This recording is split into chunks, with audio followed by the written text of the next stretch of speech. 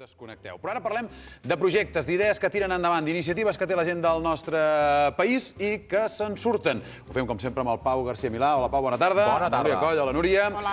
Veig, Pau, que avui hem decorat una mica el plató. Sí. Són unes lletres, eh? Són lletres, jo et dic, d'entrada, són lletres però no són lletres. Evidentment, són lletres però tenen una utilitat. De tota manera, guardarem el secret. Per què comencem, doncs? Comencem, m'agradaria començar per l'actualitat, una actualitat rigorosa i que ho és, desafortunadament, que és que un senyor ha trobat feina.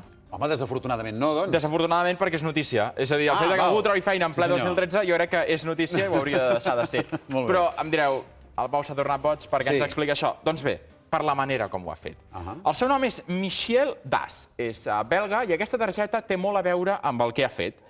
Aquesta targeta és a la desesperació de veure que no trobava feina 2 mesos després de quedar-se a l'atur i veure que ningú li responia a la petició ni tan sols d'entrevista, va dir, m'inventaré un sistema alternatiu. I ha fet 2 targetes com aquesta, nosaltres en tenim una. Només 2? Només 2, que per la part de darrere diu, textualment en castellà, esta tarjeta de visita está haciendo un viaje. Si l'ha recibido, contáctame a... És a dir, va crear tota una plana web i 2 targetes on, si jo la rebia i jo no sóc una empresa que pugui donar-li feina, em demanava que li donés a una altra persona. Així va anar circulant la targeta, va anar fent un viatge, que de fet ha fet una plana web ensenyant el viatge que ha fet, fins que una empresa la va rebre i va dir, ostres, estem buscant algú amb idees per fer comunicació social, va mirar el viatge que havia fet i va acabar trobant feina.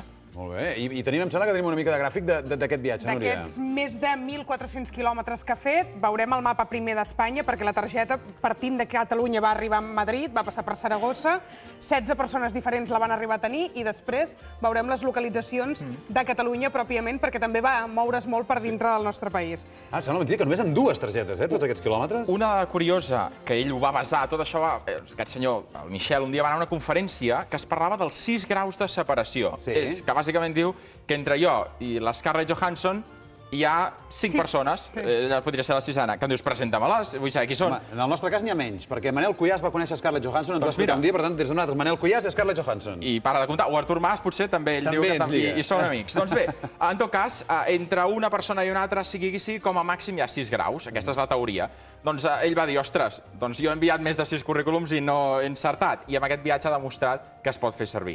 Això no deixa de demostrar que les maneres alternatives, segurament una història d'èxit n'hi ha moltes que no han tingut èxit, però bé, no deixeu de convidar la gent que és emprenedor buscant feina, és doblement emprenedor. Sempre em penso, quan donem aquesta idea, si ara ho fa una segona persona i el copia, literal, funcionarà. Les segones parts tenen èxit. Comprovin o que busquin una manera de fer-ho una mica diferent. Igual que aquell que va fer aquella plana web del 1.000.000 de píxels on venia un trosset de la plana web per $1.000. És veritat. I va guanyar $1.000.000.